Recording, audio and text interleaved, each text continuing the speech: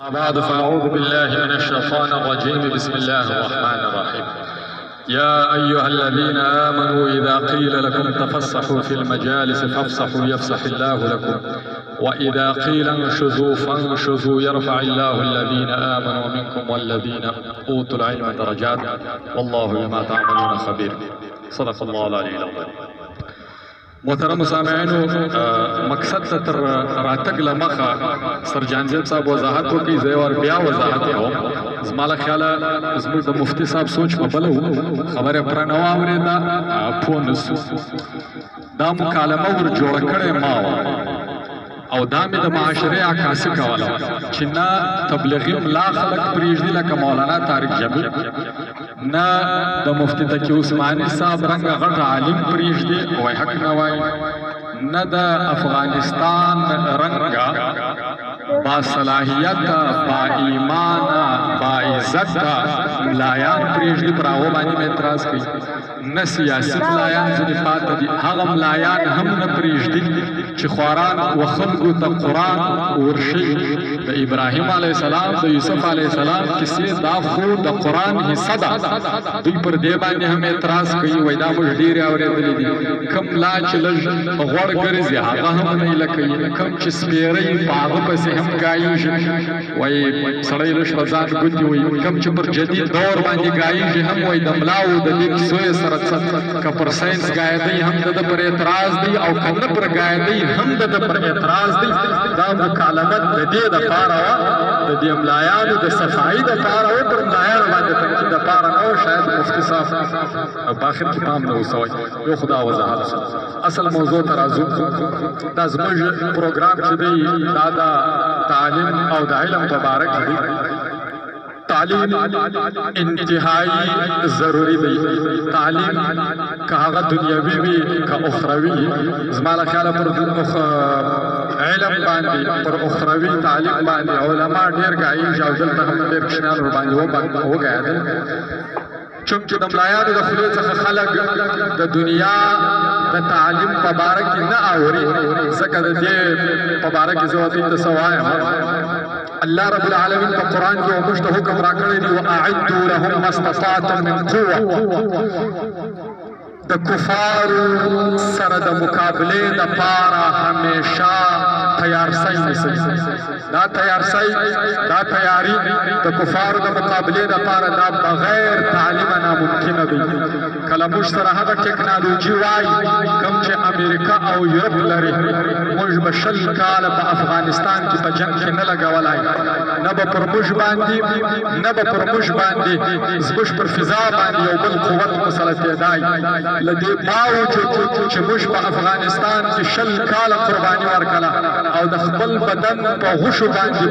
کفار له دې مځکې وشړل، له هغه باوجود زما فضا نن محفوظه نه ده. له ما سره ټکنالوژي نشته چې زه خپله فضا ورباندې محفوظه کړمه. له دې څه دا معلومیږي چې دنیوي تعلیم نه یوازې ضروري بلکې دا د قرآن په حکم سره فرض دی. زه خپل بیان مختصر کوم، په زړه کې خو ډېر څه دي، خو د جمعې د لمانځه ټیم دی. لیکن مسله چې شته، مسله دا ده کله چې هندوستان ته یعنی پاکستان، بنګلادیش، انډیا و دې د انګریز لانو راغلی، په دې هندوستان کې 90% خلک تعلیم یافته ول. دا د لارډ میکالې رپورټ دی چې د هندوستان هر سړی تعلیم یافته دی او مسلمانان د خپل مذهب سره مینه لري. حالانکه هغه ټیم نه سکول و، نه کالج و، نه مدرسه وه، نه یونیورسټي وه، بلکې تعلیمي اداره به وه. په هغه کې به مسلمانانو ته دیني تعلیم هم ورکول کېدی او دنیوي تعلیم به هم ورکول کېدی. کله چې انګریز راغی د دیني ادارو څخه مکمل طور دینی تعلیم وایستی. د هغوی د دیني تعلیم د حفاظت لپاره مدرسې په معرض وجود کې علماو راوستې. دوې ادارې سره مخامخ سوې، یو ورور، یو مسلمان، یو د اکا زوی دنیوي تعلیم ته ولاړی دین ځینې پاته سو دا بل دیني تعلیم ته راغلی دنیا ځینې پاته سوه موږ یې دا رقم سره تقسیم کړو نن ملا د تعلیم یافته په نظر کې حیثیت نه لري وایي ساینس یې نه دی زده ټکنالوژي سره دلچسپي نه لري ریاضي باندې نه پوهېږي او همدغه رقم ملا ته بیا دا سوچ ورکړي چې دا د انګریز لیکه پړه دی د انګریزي ویلو دی زموږ په مابین کې تفرقه راوسته متاسفانه چې زموږ نن هم ادارې سره جلا دي یوې خوا ته مدرسه ده او بلې خوا ته سکول و کالج دی کاش چې دا سره یو څه ووایي خو یو بل چم چې له موږ سره انګریز کړی دی هغه زموږ د کالج او د یونیورسټي ماحول دی خلک به موږ ته وایي وایي پرېږدي چې نجونې او اولاد ولېږي کالج یونیورسټي ته لیکن بصد احترام ما درته وویل چې تعلیم ضروري دی او ما درته وویل چې موږ ملایان او تر موږ ملایانو یو څوک د تعلیم په اهمیت نه پوهېږي ځکه همیشه موږ وهل خوړلي دي له ټکنالوژي څخه څوک چې تر تیارې لاندې بمبار سوی په چا کې چې کروز میزایل لګېدلی هغه د تعلیم څه انکار څنګه کوای شي د هر ملا په دې سر خلاص دي کوم چې تعلیم یافته دي تر هغو یې لا ښه سر خلاص دي ځکه ده د ټکنالوژي مار خوړلی دي دی د تعلیم څه انکار نه کوي لیکن زه خپله لور خپل زوی نه کالج ته لیږاسم دی یونیورسټي ته ځکه چې موږ ته ماحول دی جوړ کړی دی چې هغه مسلمان خو څه چې څوک انسان یې په سترګو کې لږ د شرم د حیا اوبه وي هغه به خپل اولاد کالج یونیورسټي ته څنګه لیږي ما ته داسې یونیورسټي په کار ده ما ته داسې کالج په کار دی چې په هغه کې زما پښتو سمبالي او تر ټولو له مخه زما اسلام سمبالي کم کالج کم یونیورسټي چې زما لور بې حیا کړي له پردو ځوانانو سره کښېنوي د بلکل د یورپ ماحول ورته جوړوي هغه کالج هغه یونیورسټي ته چې د امریکې 20 کاله موږ په کروز میزایل وزلي یو چې تر اخره مو وزنې لا نه ورکوږو داسې ماحول ته خو موږ اولاد نسو لیږلی د دې حل چشتي د دې حل دا دی چې بجای د دې چې موږ ملایانو ته یا نورو ته کالج یونیورسټي ته بچیان ولېږه موږ باید د دې دپاره اواز پورته کړو چې موږ ته یو په اسلامي ماحول کې باید کالج یونیورسټي پیدا سي له تعلیم څخه د راګرځولو والا ملایان نه دي له تعلیم څخه د راګرځولو منې کولو والا هغه خلک دي چې دا ماحول پیدا کړی چې دا رقم کالج یونیورسټیانې نه جوړ کړي زه چې ورته د کالج د یونیورسټیانې کیسې وکړمه له شرمې درته کوای نه سم حیران یم چې خبر وکړم که نه کم خبر حاجي صاحب به وي مولي صاحب به وي لور به بوځي په پرده کې پر موټرسایکل په ګاډۍ کې هلته به په کالج یا یونیورسټي ته ورېله کې کامن روم ورته وایي هغه نجلۍ به وي چې له پلاره سره په برکه کې راغلې وه دا به خپله برکه په کامن روم کې تسه کړي پړونی به وغورځوي یا به پروشی او بیا به په دې ماحول کې دا ګرځي چې کله پلار راشي بیا هغه برکه ده که د حاجي صاحب لور یې که د مولي صاحب لور یې که د هر چا لور یې حتی چې و داسې ماحول ته موږ زمن لا نسو ورکولی لور خو بیخي لرې خبره ده د تعلیم دروازې پر موږ باندې هغه چا بندې کړي دي کوم چا چې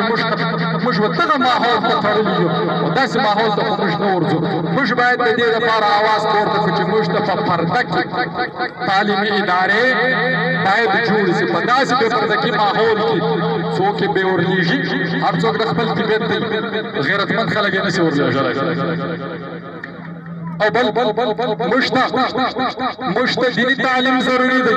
یوازې په دنیوي تعلیم باندې به عمل کړی چلیږي پر دې دا ملک چې جوړ سوی دی پر دې ملک باندې د تعلیم یافته خلکو حکومت دی دلته هېڅکله د ملا حکومت نه دی راغلی لوټمار څوک کوي تعلیم یافته یې کوي کرپشن څوک کوي تعلیم یافته یې کوي دا ډیمونه چې راماتېږي دا چا جوړ کړي دي تعلیم یافته و جوړ کړي دي دا رودونه چې له پېښه وختل دا چا جوړ کړي دي تعلیم یافته و جوړ کړي دي دا د اکسفورډ او د کیمبرج یونیورسټي کې ویم که خلکو جوړ کړي دي دا ملایان نه دي جوړ کړي لہذا موږ ته ضروري چشتي له دنیوي تعلیمه سره سره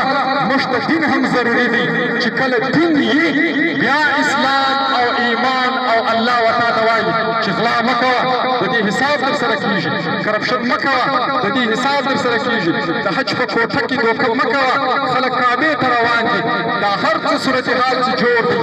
دا څومره چې غټ غټ سیاستدانان دي یا حکومت کړی دي دا ګڼ تعلیم یافته خلک دي لهذا د دیني تعلیم څخه هم انکار نشي کېدای اصل شی د انسان د خپل وطن سره مینه ده اصل شی د انسان قرباني ورکول دي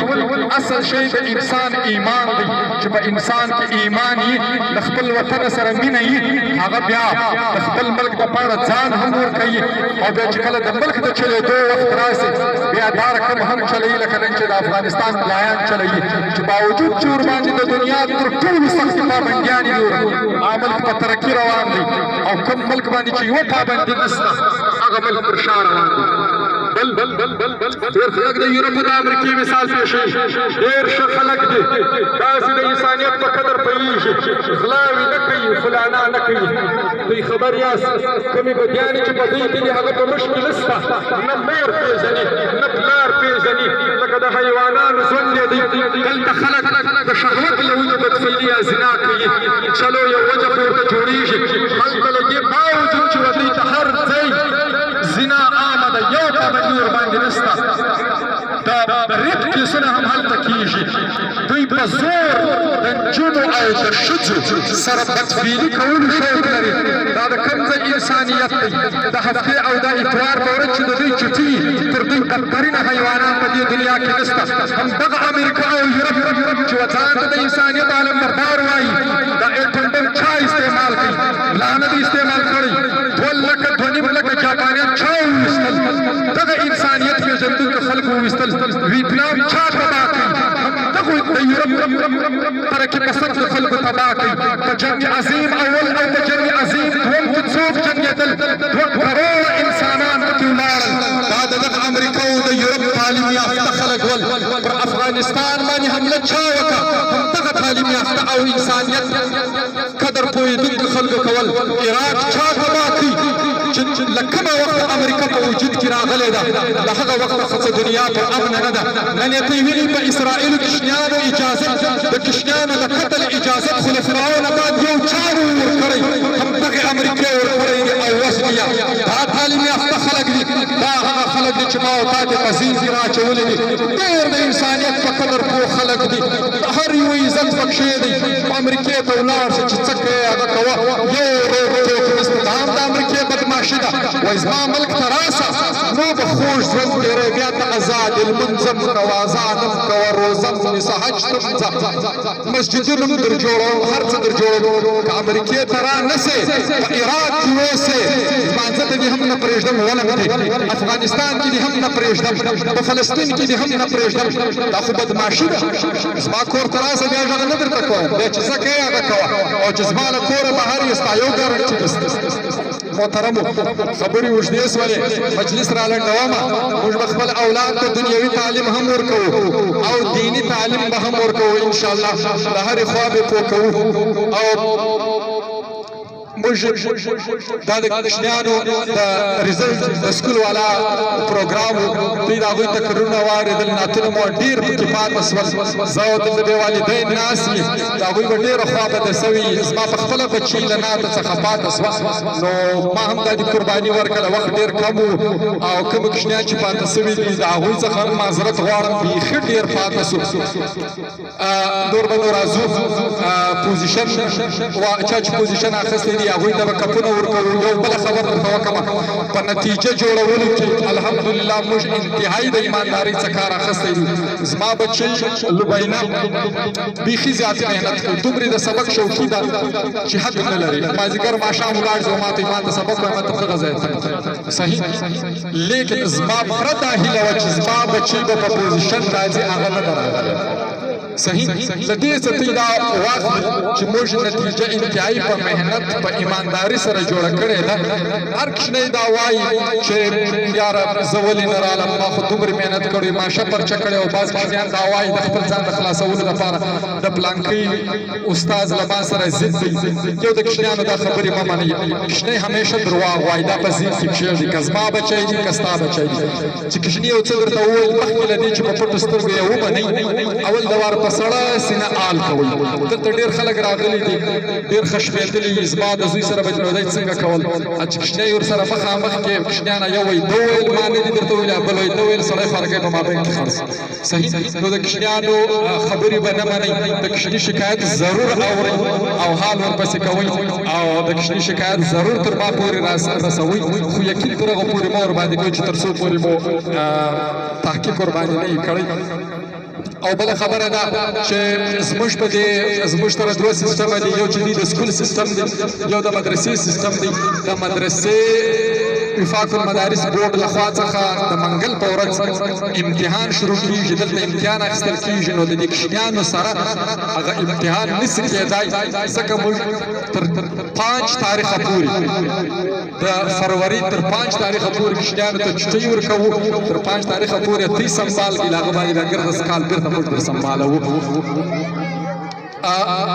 دا کوچنیانو ته به انعامونه سره ورکو. ستاسې څخه یو جهان مننه چې دوی رالاست، او ستاسې هم دا هیله هم کوم چې دوی همیشه راځئ. په ګرده کال کې یوه ورځ خپلو کوچنیانو ته نه ورکول، دا به زما له خیاله د خپلو کوچنیانو سره ظلم وي. نو دوی په کال کې یو وار راځئ، موږ دوی به سره وینو. زه ستاسې د ګردو شکریا ادا کوم د انجمن تاجران حاجر محمد صدر حاجر محمد صاحب او دغرنګه نایب صدر حضرت مفتی صاحب یو جهان مننه چې دوی د لې راغلي، تشریف یې راوړی. نور ګرده شناخته ملګري د ګردو نوم نسم اخیستی د حاجي صاحبانو په خصوصي طور، او خاص زه د خپل ملګري سرجان صاحب شکریا ادا کوم. 15 کاله کېږي له ما سره لکه ورور داسې ولاړ یې، په هر مشکل، په هره سخته، په هر د چا پر چا باران و طوفان کې دا څومره منیجمنټ چې کېږي دا تقریبا ده کړی دي. او صرف دا نه، په هر پروګرام چې دی هغه دی ارینجوي. او شکریا خو یې نسم ادا کولی. بهرحال بیا هم